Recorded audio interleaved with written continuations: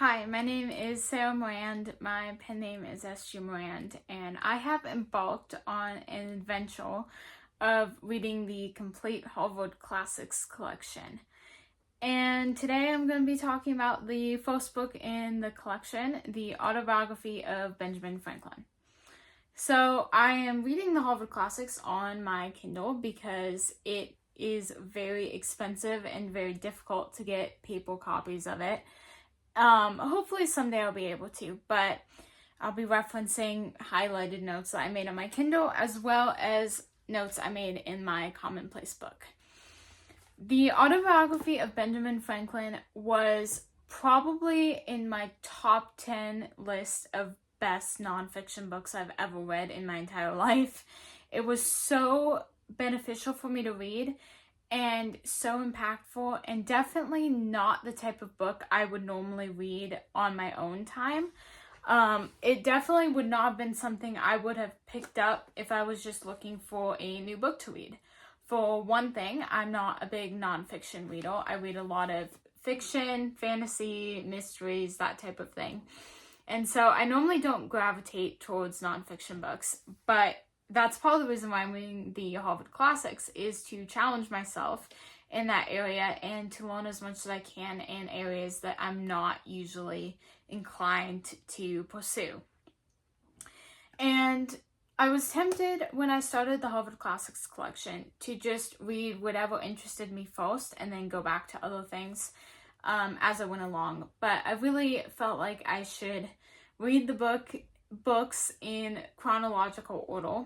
And I ended up doing that, and I'm so glad I did.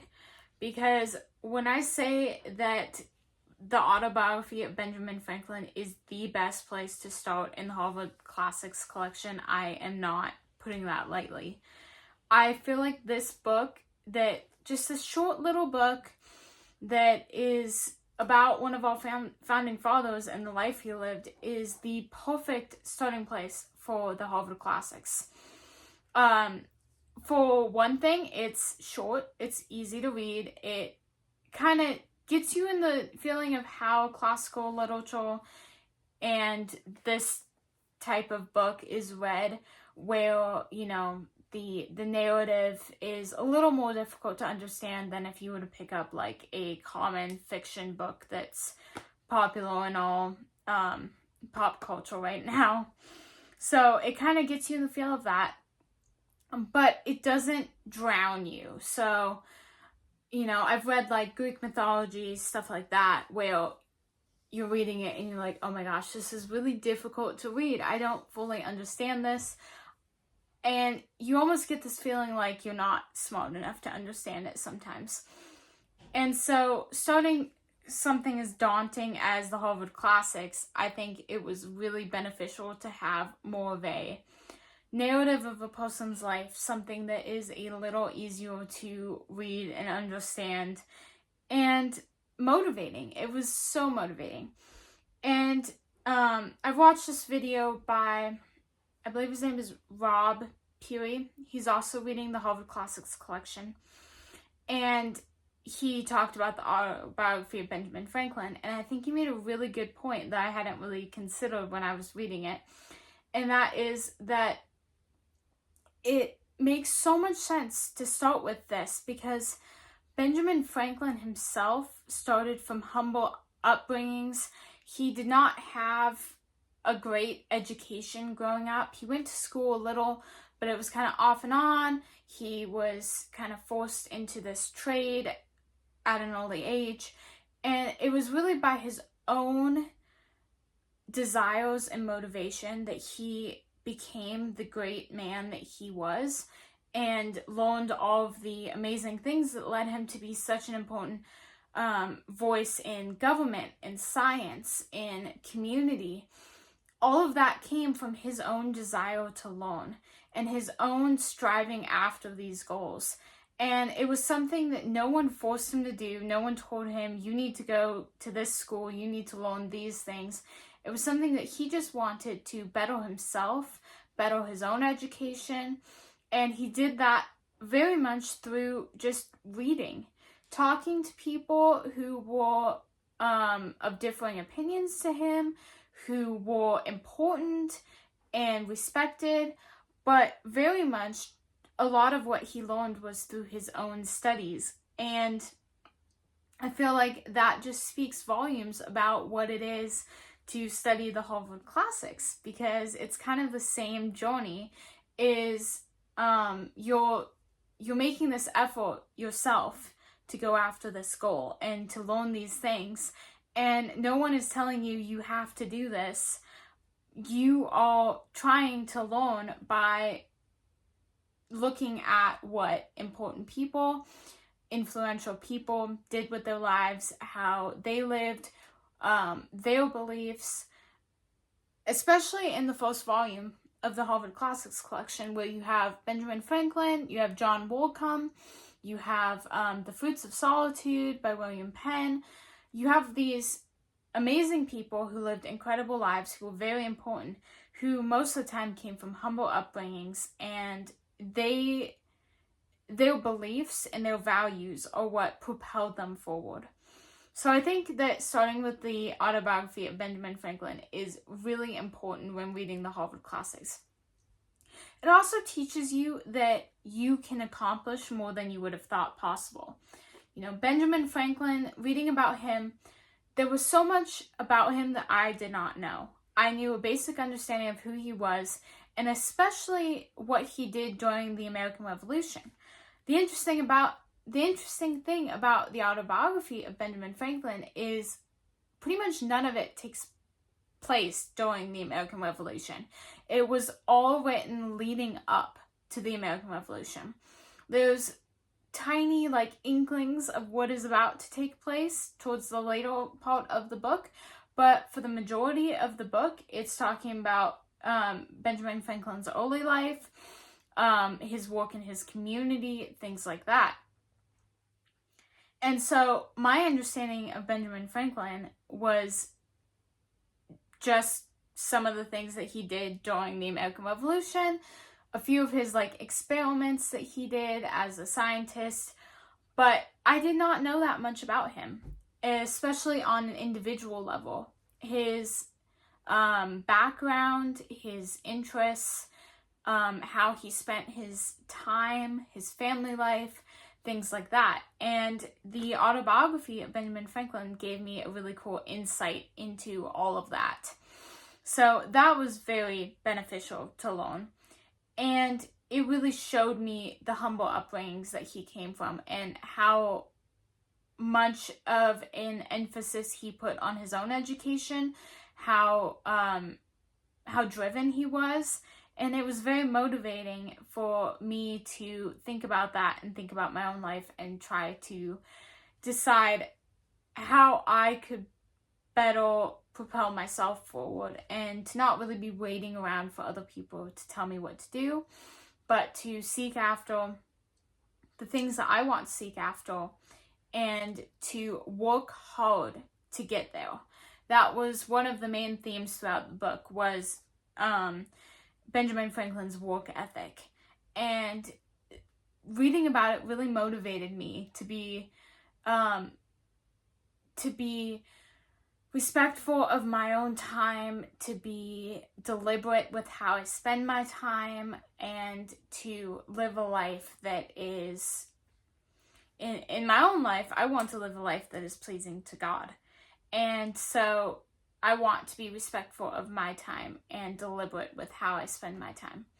And all of those themes were kind of talked about in his autobiography, and it was something that I definitely am going to be taking away from this book and applying to my own life now and in the future. So, that being said, it was an amazing book. I would give it 5 out of 5 stars.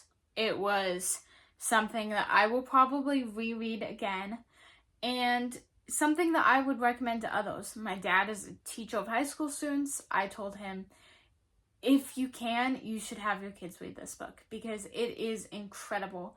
The amount of motivation it gave me for learning in general and continuing to learn even after school was very, very strong, very impactful.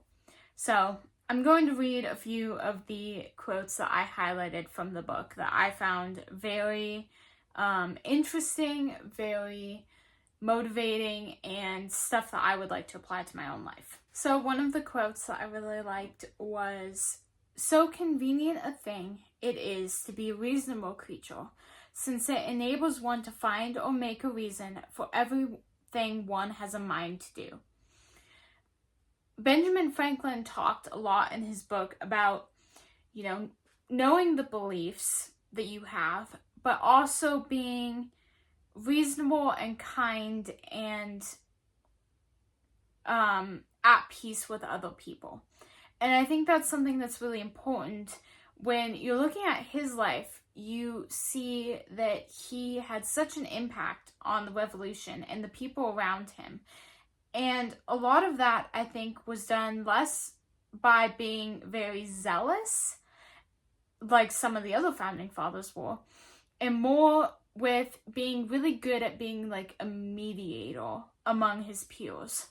He was able to take these ideas and, this super impactful,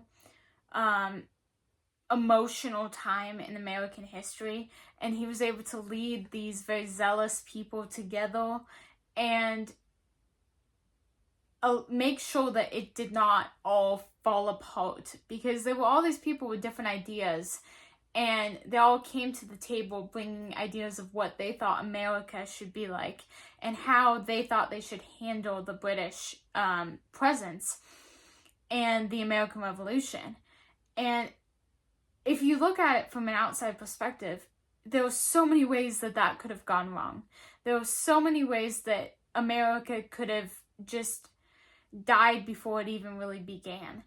And I think that Benjamin Franklin's impact on the American Revolution was really about bringing these people together who all were very strong personalities and could easily have dissolved into conflict. And he was kind of acting as a mediator among them so that the birth of America could take place, so that all these people could work together to achieve this common goal. And I think that Franklin's life is really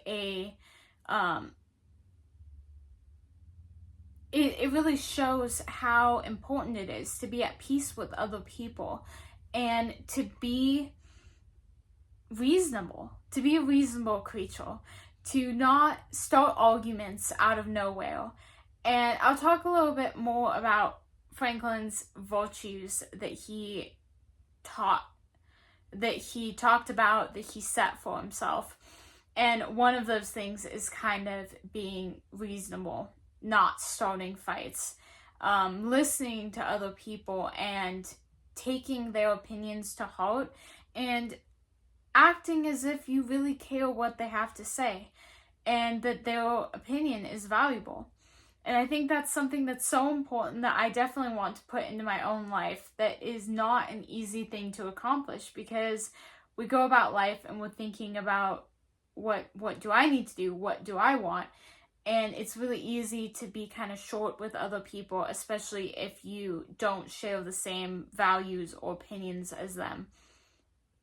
And so I think that this quote really stuck out to me in that way and kind of motivated me, like, oh, I need to be a little better about this than I have been. And another quote that he shared was, "I grew convinced that truth, sincerity, and integrity in dealings between man and man were of the utmost importance to the felicity of life." It's so important to be true, to be sincere, and to walk in integrity, because without those things, you can't be a reasonable creature. You can't share real, meaningful conversations with people. And there is not going to be felicity of life. There's not going to be peace among you and your peers if you're not able to be true and sincere and walk in integrity. Another quote that really stuck out to me was, Franklin had this encounter with this, I believe it was a preacher, and he was trying to, no, it was a political opponent of his, actually. And he was trying to talk to this man and build a relationship with this man. And they started off very much on the wrong footing.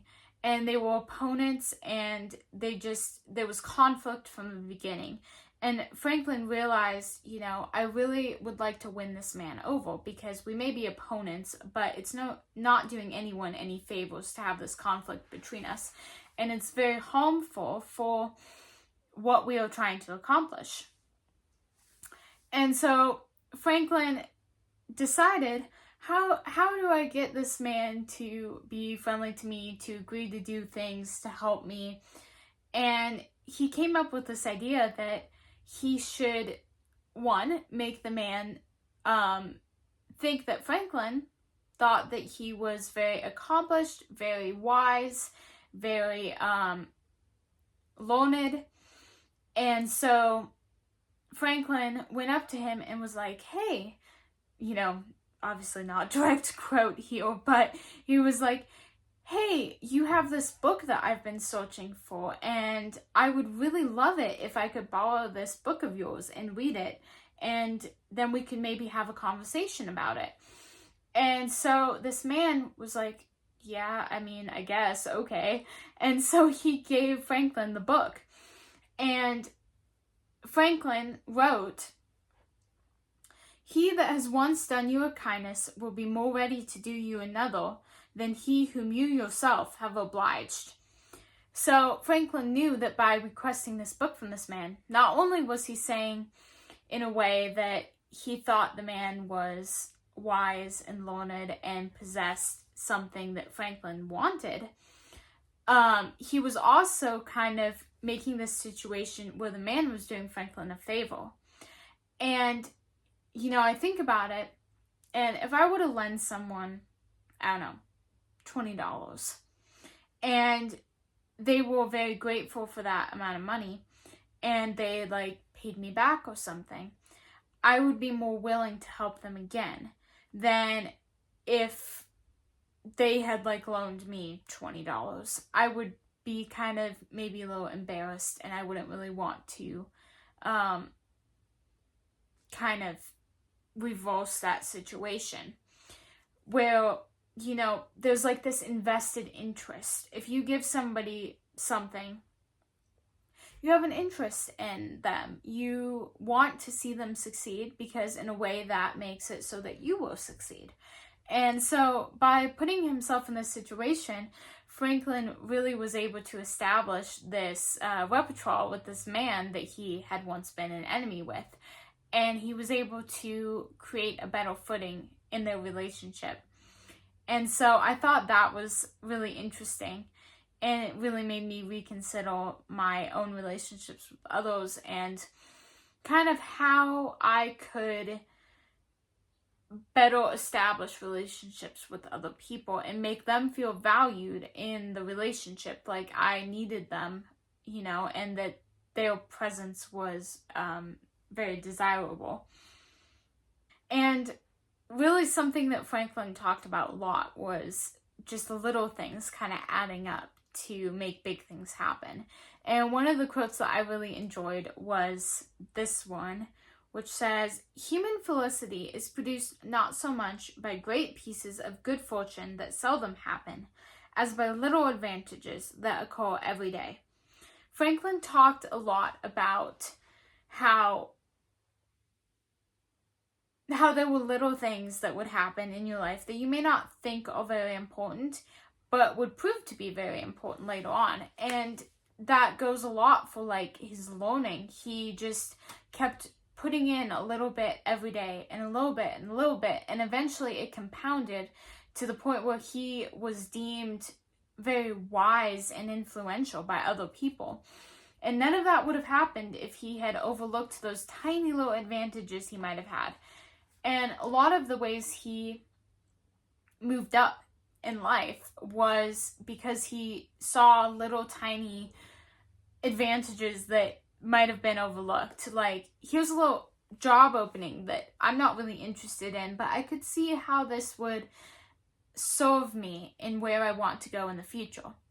Here's an opportunity to serve my community. It may not serve me, but by serving the community, it will serve me because I will impact these other people's lives and I will walk in integrity. And so that was something that was very interesting to see, was those little ways where Franklin took a step forward into the future he wanted to create. And I think it's important because it's so easy in the rush of life to overlook those little tiny happenstances and to just keep pushing forward towards what we think will help us achieve our goals. And it's easy to overlook and miss those little opportunities that can be so beneficial in the long run. So now I'm going to talk a little bit about one of the sections that really stuck out to me in the Autobiography of Benjamin Franklin, one of the sections that I will be carrying with me in the future, so much so that I wrote it in my commonplace book so that it would always be on hand if I wanted to reference it. And that was the section that talked about Benjamin Franklin's virtues.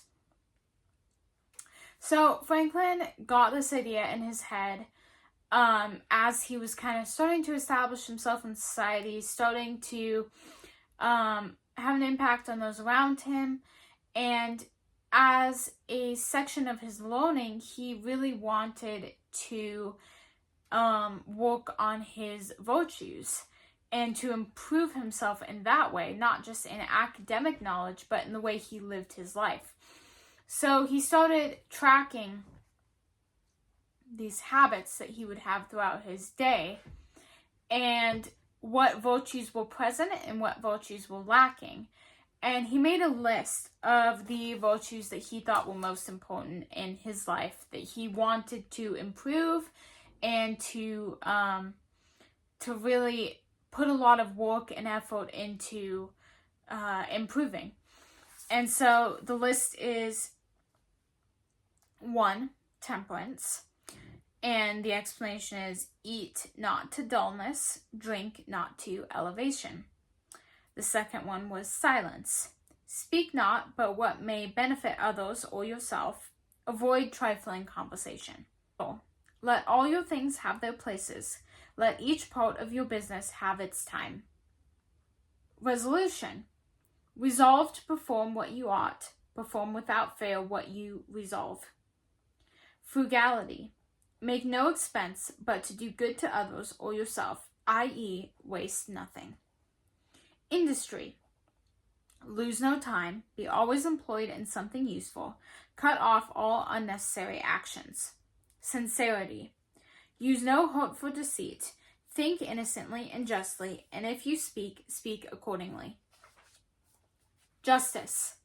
Wrong none by doing injuries or omitting the benefits that are your duty. Moderation. Avoid extremes. Forbear resenting injuries so much as you think they deserve. Cleanliness. Tolerate no uncleanliness in body, clothes, or habitation. Tranquility. Be not disturbed at trifles, or at accidents, common or unavoidable. Chastity. Rarely use venery but for health or offspring, never to dullness, weakness, or the injury of your own or another's peace or reputation. And humility. Imitate Jesus and Socrates. I think that one was very interesting. Especially now as I'm reading Socrates. I'm like, he's humble, but I feel like a lot of it is just humble in principle, being humble in principle, and less so because he's like actually humble, but because it's part of his teaching to be humble. I don't know, that's just kind of the impression I got from reading Socrates, but definitely imitate Jesus. I feel like that should be on my list for sure, in all areas of my life, not just in humility. But all of these ideas of virtues that he lists are very important, and it makes me stop and consider, okay, how well am I doing in each of these areas of my life? Silence, I feel like I could definitely work on avoiding trifling conversations and being careful about what I speak and only speaking in a way that benefits others. Keeping thoughts to myself if they are not useful to the conversation at hand. Frugality is something that I'm really striving for in my own life right now, to live frugally, to not spend a lot on excess things, to really focus on kind of a minimalistic lifestyle where I'm not focusing on material possessions. I'm focusing on inner betterment and ways to improve my life in that manner. Temperance, I think, is something that everyone struggles with at times, and something that is good to remember, to go back to and consider, okay, how well have I been doing in this area of my life, and how can I improve? And, you know, Benjamin Franklin talked a lot about certain areas of his own life that he constantly had to revisit and think about, because he would find himself falling back into these bad habits in these areas. I believe one of them that he talked about was cleanliness, keeping a cleanliness in order, keeping a clean environment, keeping everything in its place. And that's something that is easy to forget about. Even like, I'm looking at my room right now. As I was preparing to film this video, just shoving everything to the side to make room, and not really having things in order.